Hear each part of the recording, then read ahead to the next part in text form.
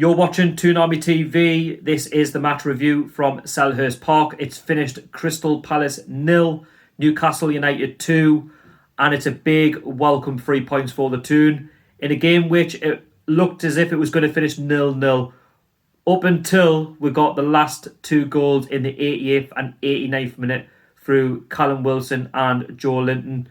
Joelinton for me was man of the match. I thought he played his best game in a Newcastle shirt to date, getting an assist and a goal. And I said in the match preview, going into the match, there were signs against Chelsea that he was starting to look himself. He had some chances against them. Yes, okay, Chelsea are a better side than Crystal Palace, but if he continued his work to get in good areas of the field, and if Steve Bruce changes the formation, then he's got a chance of, potentially making a goal and scoring one. And by Steve Bruce changing it from 5 at the back to 4-4-2, Joelinton done exactly that, and he's proven tonight that he can live up to Premier League standards, that he can, score goals for Newcastle if he remains positive. And the last couple of games, I can't fault, the way he's been going about his business. By Steve Bruce going 4-4-2, he had a partnership alongside Callum Wilson, who was fit enough to play the game. It was good to see him back, getting his 7th goal for the season. He's already on to nearly double figures. Joelinton scored his first Premier League goal of the season, and long may his good form continue for the rest of the season, and that potentially Joelinton could get double figures. I'm not saying that it's going to happen, but potentially it could if he continues to show what we know he's capable of. And tonight, by scoring that goal and making that assist for Callum Wilson, he's now set a benchmark that he should try and keep building each game, because by scoring a goal in the Premier League, it's only going to build your confidence.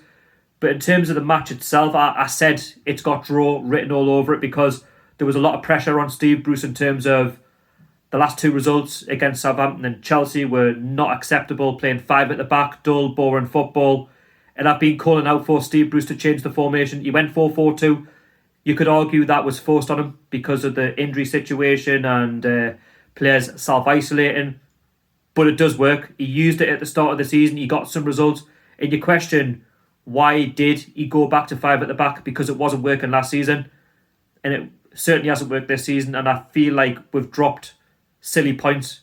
What could have been against Chelsea and Southampton if he'd actually went 4-4-2? Because we've got some decent players at this football club, but they're wasted when you play 5 at the back because they can't do 2 jobs at once. We don't have wingers that can do 2 jobs that are expected of them. And when you sit back all game, you don't get what you deserve. But if you go out there and have a go, then you get what you deserve. And I feel like going into the game, Crystal Palace playing 4-4-2, and the fact that Steve Bruce has gone 4-4-2, it's a 50-50 game. We've got a chance now of getting something. And that's kind of the way the game went. It was actually a 50-50 game. Both sides had chances. I was expecting a little bit more from Crystal Palace, if I'm not being too harsh on us, because they're the home side. They had a game against Burnley. Okay, you could argue they'd be a bit tired, but then if you lose a game, you want a game to come very quickly, and I felt like it could have worked out for Palace. We've lost our last 2 games, but something had to give at Selhurst Park tonight. And yes, we haven't got the best record there, but records can be broken, and we've got a very good, clean sheet down there. Carl Darlow deserved that for how hard he worked when he was called upon. He never really put a foot wrong, and I feel like now it's going to be difficult for Dubravka to get back in when he's fully match fit, because Darlow for me has been amazing, and I've not really been very praiseful, if that's a word, towards Carl Darlow because I preferred Dubravka, but he really has been patient in taking his chances. And I feel like if it wasn't for Darlow most games, then we'll lose more games than we'll win. Do you know what I mean? Like, by a heavy margin. But in terms of the game itself, I was happy with the way we started the first 25 minutes. I felt like we had some chances. Joelinton, was forcing the keeper into some saves, but they were a little bit tepid, a little bit soft.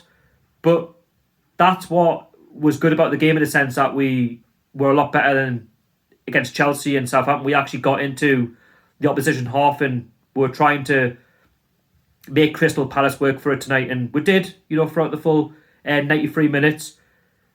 But I knew the chances would come along. It was just about staying patient. First 25 minutes looking good.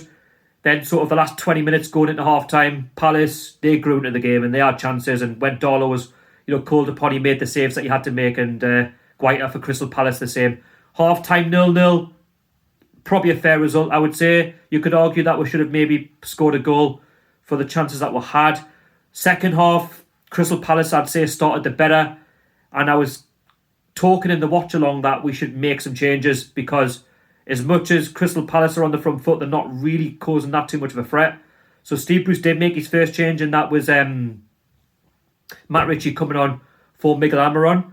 Personally, I would have taken off Jeff Hendrick because he doesn't do much in matches. But listen, it worked out in the end. We got the points. I'm not complaining. I just felt like Almiron was gutted to have come off, but he's one of our better players. You've got to keep your better players on the pitch in order, to score goals and get something from the match. Now, Palace were there to be got at, and Crystal Palace, they were making changes themselves, bringing on the likes of Benteke and Batshuayi, and I'm thinking, okay, Steve Bruce needs to make a second change, otherwise these sort of players are going to make the difference on the night. They can score goals because they've played for big clubs. Benteke, Liverpool and Aston Villa, Batshuayi for Chelsea, they know where the net is, and we did get away with it a couple of times. And I tell you what, the corner kick from Shelby was shocking. I don't know what he was thinking there. Trying to pass it across to nobody. Should just put it in the box. Simple as that. Free kick as well. I mean, what on earth was that? Under the wall?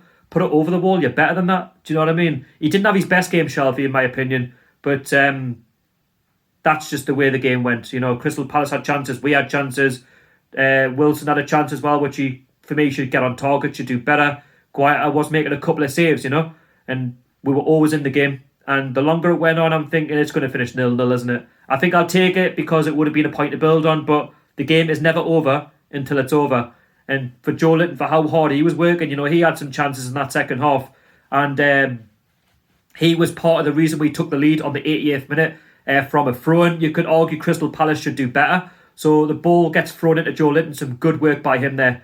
A give and go with Jamal Lewis. He picks up the ball and he sees Wilson and Ake as a space, beats the defence, and he slots it beyond Guaita for a 1-0 to the TOON. Great finish by Callum Wilson. Hit them on the counter-attack, the run of play, if you like. Is it deserved? Well, it doesn't really matter. You play till the end and you put it beyond the keeper. 7th goal of the season. He's looking for double figures, and we know that Callum Wilson's deadly. We're missing so much because he's such a good player for our club, and you could see the difference between the match tonight in the previous two, that Callum Wilson wasn't really 100% against Southampton, but was missing against Chelsea. That we tonight were a better side because not only he changed the formation, but he played with Joelinton and Almiron sort of behind him with Callum Wilson alongside Joelinton. You want them both together because they're both strikers by trade. Okay, you could argue Joelinton should be on that left hand side, but is the Callum Wilson Joelinton partnership the one to go forward? I would say so. And only a minute later, Joelinton, because he was confident after not only for the assist for Callum Wilson, he was confident enough to take the ball on in the 89th minute, drive at the Crystal Palace defence, take a shot. Yes, it took a deflection off Cahill, but you've got to have a go in these sort of areas. And he beat the keeper as it deflected. 2-0 TOON, absolutely buzzing at this point. And from literally nowhere to the game going 0-0 to 2-0 like that, it's just amazing. Like, it just goes to prove anything can happen. I've seen teams come to St James's Park. We've dominated them and they've nicked it at the end and got all 3 points. And it's good to have the shoe on the other foot. And I felt like in other parts of the game as well, it was the final third that let us down. We could have actually scored more goals than we did. And I'm not sounding ungrateful because we have won the game and it's important we get the 3 points because Steve Bruce was under a lot of pressure, and rightly so. And just because we've won doesn't mean that he's won us over or anything like that. I don't believe he's the man for the job. It's paper over the cracks. He's got to build on this result against Villa next week and the other games coming up that will have clubs around us such as West Brom and Leeds and Fulham.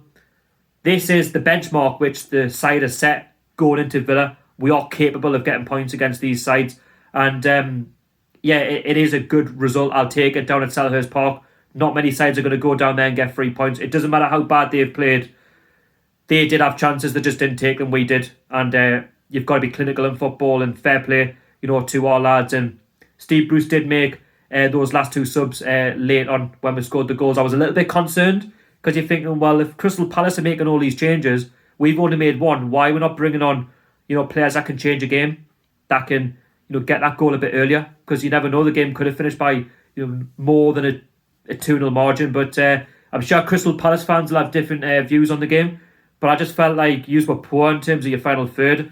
We were at times, but we took our chances. Almiron as well, when he tried to pick out Joelinton in that second half, when he had 2 players marking him. For me, he's got to shoot. He's got to work the keeper for me. And that was a big chance wasted. HOWAY as well, I forgot to mention, when the ball was squared across to him, we were quite fortunate that he didn't get a connection onto that ball, because if he did, it's an open net and it's 1-0 Crystal Palace at that time, and who knows where the game could have went. But when you're going to score a goal, leave it late. And if you're going to double a lead, leave it late. So I think, at 1-0 to us, I think Crystal Palace were drained. I think they were done, really, and they were making too many mistakes. John Shelby had a free kick as well. Finally put it over the wall. Good save by Guaita for a corner. But in the end, we've kept a clean sheet. We're now up to 10th in the Premier League on 14 points, 10 points clear of the relegation zone. It's nice going into a weekend knowing that we've won a game, and we can see the rest of us... we can see the rest of the sides play their football, knowing that, we've kept, a positive result. And, okay, it takes a little bit of pressure off Steve Bruce, but he knows he's still got work to do. And now he knows not to play 5 at the back ever again. I don't want to see it. I really do not want to see it. It's not the formation going forward. Stick with what you know. Stick with what you know that's getting results, and the players are happy. And obviously to the player isolating, Isaac Hayden, I hope he gets well soon. Finding out over the course of the night. ASM as well, he seems to have picked up a hamstring injury. I hope he recovers soon, and we'll see him hopefully next week or a couple of weeks' time. And Jamal Lascelles as well, because we are missing some key players and the games are coming thick and fast. But it is a welcome 3 points down at Selhurst Park this evening.